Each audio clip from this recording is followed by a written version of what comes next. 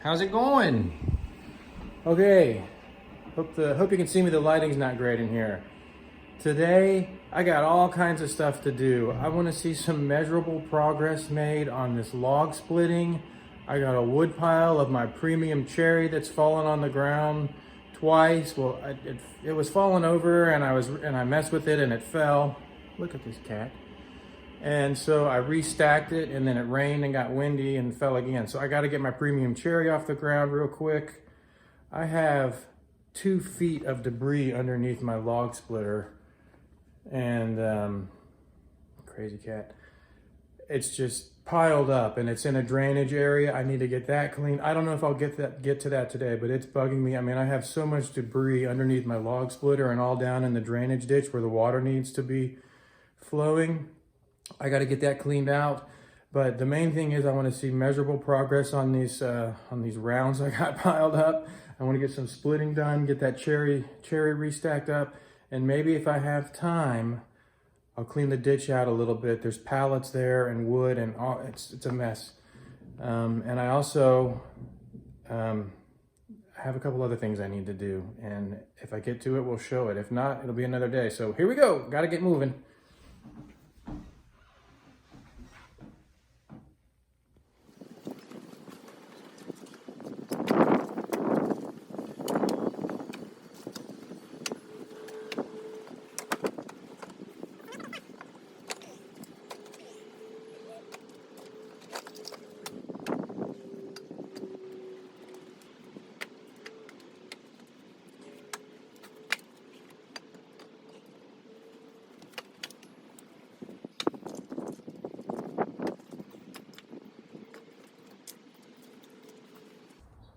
Okay, hopefully that holds up. It's not that tall.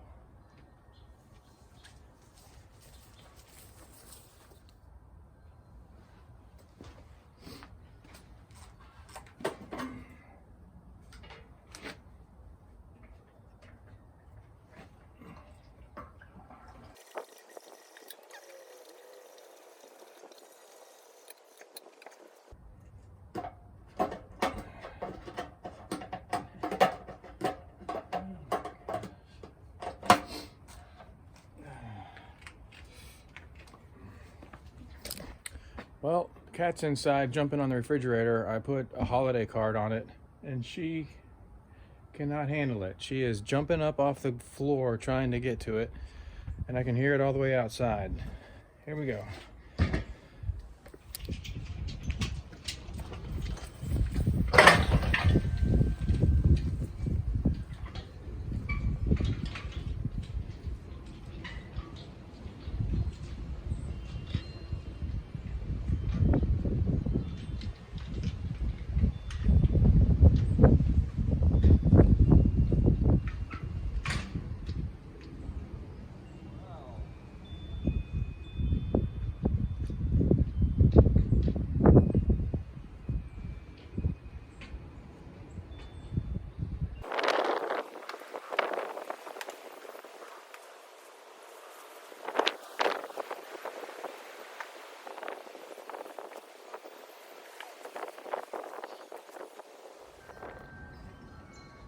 First thing I need to do is clear out all of these logs here, because that's supposed to be kind of a drainage area.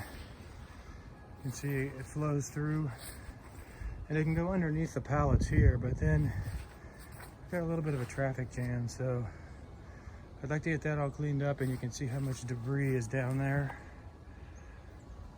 I'll probably save some of that for kindling and throw the rest away.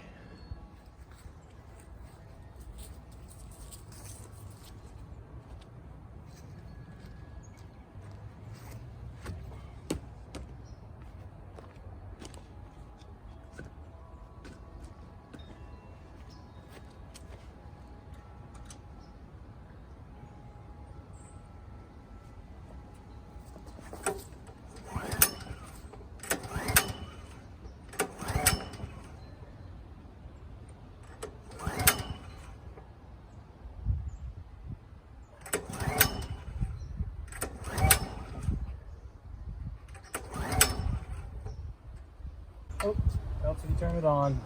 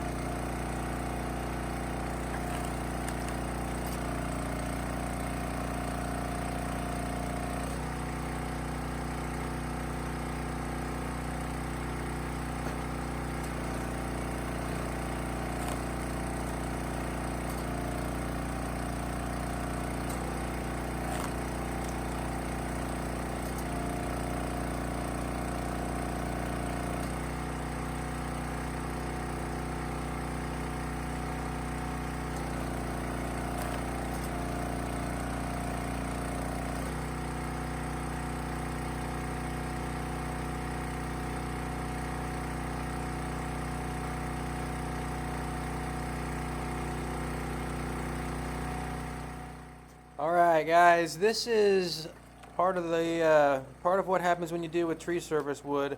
I do my best to clean this stuff up and make it into nice firewood, and for the most part, I think I do pretty well at that. I mean, by the time you get it all split, and it basically, you know, it looks like good firewood, but there is a little bit of waste, a little bit of things that kind of break off, and some odd shaped pieces and things. So you just kind of got to work through it. Some of these rounds are also the rounds that have metal in them, so I take it slow, and if you see me crack them open and then staring down inside and getting my face down there close to it, it's because those are the rounds that have those big metal bolts in them, and I'm just trying to look for the metal and look for the black staining after I crack them open so I don't hurt my wedge if at all possible. So that's what I'm doing there. I'll show a little bit of this and then we'll speed it up probably. This is a piece of ash, and I think I mentioned it in my previous video, and showed it how it had a big chainsaw cut like halfway through it where the tree service it was messing with it. But I could have brought my chainsaw out and just cut a cookie off of that and evened it up and made it even. But as you can see right there, a chunk just fell out. The log splitter basically does the work for you too. I mean, I just run it through, and anything that breaks off, and I'll either burn that myself or I'll sell it. And some of my campfire wood, where I mix like pine and cookies and some wood that's just not real pretty, perfect firewood, and I sell it cheaper.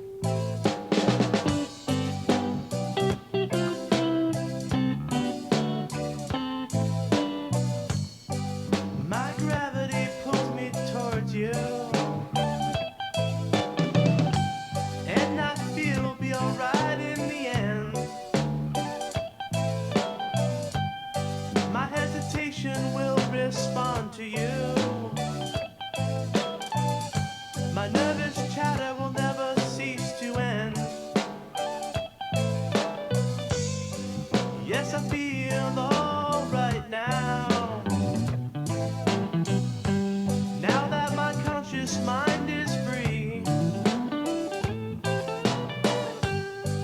Yes, I feel all right now. In a full-length mirror, I see more of me. There's a pale blue wind on my corner. The pebbles are turning themselves upside down. It's the freedom of fresh air exploited.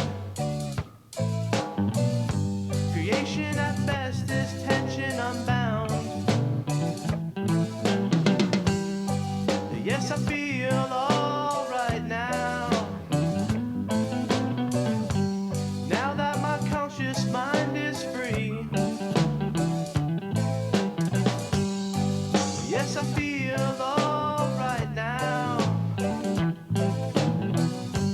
In a full-length mirror, I see more of me.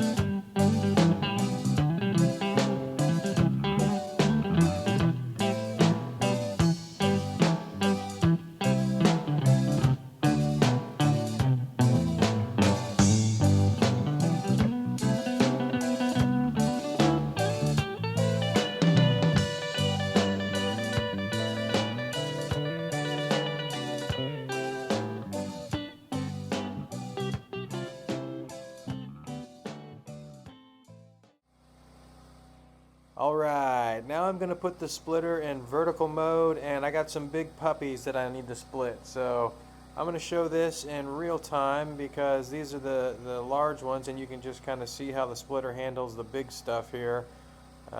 There's some big puppies that I'm going to run through here, and I kind of got to wrestle them around a little bit, but we'll get it done. This piece right here, it's not tall, but that thing was heavy, man. That's like a stump cut with a bunch of branches on it. I think it's ash, but anyways, here we go.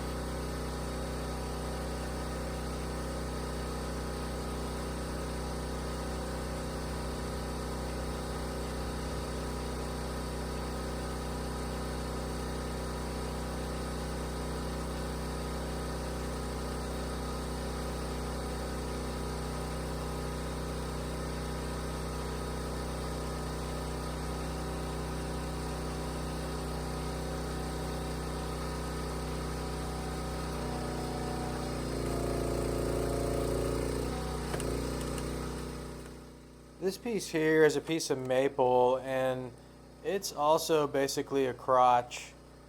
You can't really tell. I mean, you might be able to see if I spin it around, but there's a big branch that was cut off of one side. I mean, that's just a massive Y section of the tree where it branches off. See right there, you can see it kind of. But it's so large. I was just having a little bit of a problem positioning it on the machine because it's a crotch and it's curved and it's got a big swell in it, and it's just the grain in it is like real bent and twisted. You can see it. You can kind of see in some of the pieces, but it starts off straight grain and then gets down into that crotch and curves real hard and turns. So it doesn't just want to split straight. And if I put it upside down where the grain is straight, it just wouldn't sit on there. So it took me a minute just to kind of break this thing up. But I mean, I basically get it, and there's still a lot of good wood. See how that piece is curved real bad? But there's a lot of good wood in that piece. And like I said, I got to clean it up and make it into decent firewood. And I don't take the time to sit there and bring my chainsaw out and make that into a perfect 16-inch piece. I just go ahead and run it through the splitter.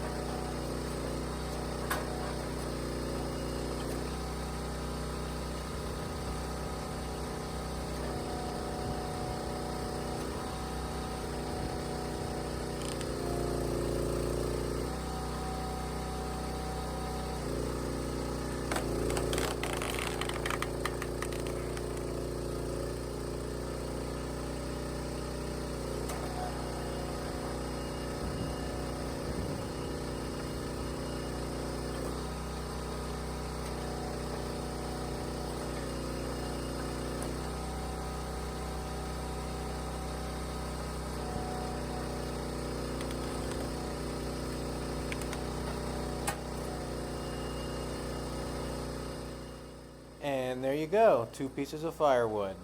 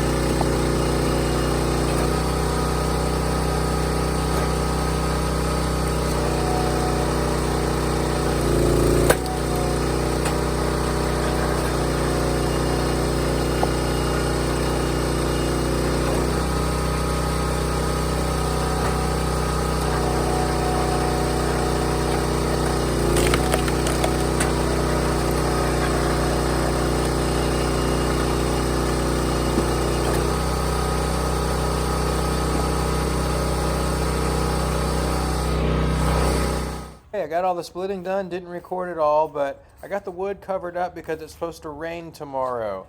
So I'm using these tarps, and I'm going to talk about that in a minute, but you can see that's where all that debris was, and my grass is pretty much toast, but I'll reseed it one day if I ever quit splitting wood, which I don't see that happening. So the water can now flow around and get through there, and I feel better about that if it ever rains really hard. But again, these tarps that I'm using, I got the thinnest grade that I could get, and these aren't the best tarps. I'll be lucky to get 2 seasons. If they make it through 1 season, I'll be impressed because they'll probably tear. This is that vapor barrier, and I can't remember the price. I will put it up on the screen or talk about it after I look it up. But there's one brand of this I found that is extremely cheaper than the other. And I got 750 square feet of it. And it's good plastic also to make air layerings out of. That's what I made my air layering out of. But here's a piece of it. And you can see it holds up. It's pretty thick. I can't remember I'll put the mLs and everything on it, but it's thicker than those cheap tarps. The cheapest tarps you can buy are they might make it through 1 season, but wood has a bunch of sharp edges on it and everything, and it'll poke through. This plastic is a lot more durable. So if you have a lot of wood, I mean, I think that was like $40 or something for 750 square feet, I think it is. Again, don't quote me on that. I'll have to look it up, put the price on the screen or something. But that is vapor barrier or moisture barrier.